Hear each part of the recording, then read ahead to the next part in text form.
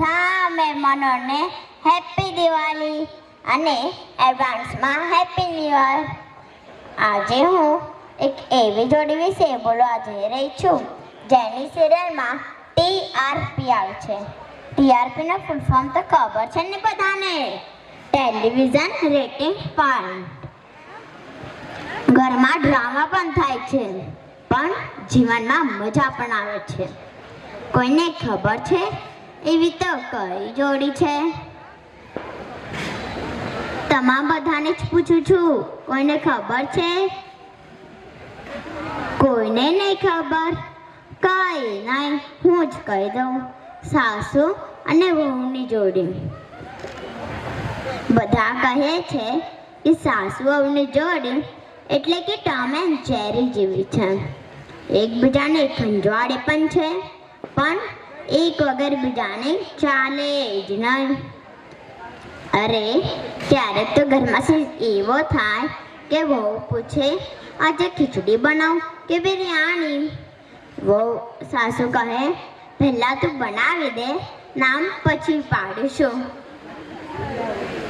સાસુ કહે કે જમવામાં મીઠું કેમ વધારે નાખ્યું છે?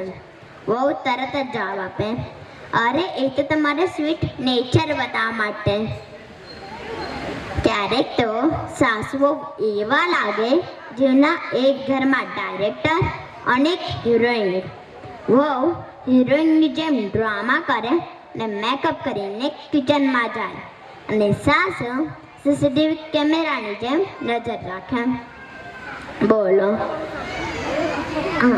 ઘણા લોકો કહે છે કે સાસુઓનો ઝઘડો એટલે કે લાઈવ એન્ટરટેનમેન્ટ. હું તમને એક મારી સિક્રેટ વાત કહું, જોજો કોઈને કહેતા નહીં. હું એકવાર મને ટીવી જોતું, મમ્મીએ કીધું હતું કે તું સૂઈને ઉઠીશ તો હું તને ટીવી જોવા દઈશ. તો હું સૂઈને ઉઠી અને નીચે જઈને મન થયું કે ચાલ ટીવી જોઈ લઉં. અને નીચે ગઈ તો ત્યાં તો લાઈવ એન્ટરટેનમેન્ટ ચાલુ જ હતું. હું તો પોપકોર્ન લઈને બેસી ગઈ, ચીઝવાળા. નેટફ્લિક્સને તો જરા તો ના પડે. સિઝન 1, સિઝન 2, સિઝન 3 ચાલ્યા જ કરે. અને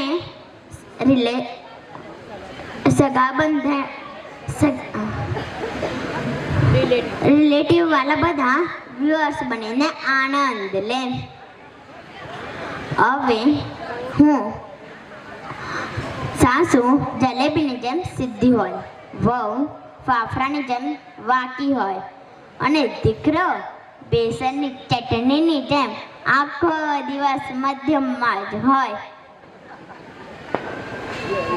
હવે હું આ સ્પીચ સંપૂર્ણ કરવા માટે ખાલી એક વાત કહીને જઈશ કે સાસુઓનો સંબંધ એટલે કે વોટ્સઅપ ગ્રુપ જેવો છે. સાસુઓ એમાં એડમિન હોય પણ અગર એડમિન જ નીકળી જાય તો આખું ગ્રુપ ડિલીટ થઈ જાય. કારણ કે સાસુઓનો સંબંધ દુનિયાનો સૌથી ઇન્ટરેસ્ટિંગ સંબંધ છે. એકબીજા વગર પણ ના જીવી શકે અને એકબીજા સાથે પણ ના જીવી શકે. કારણ કે એક ઘરને સવારે તો બીજી ઘરને સંભાળે. ધન્યવાદ.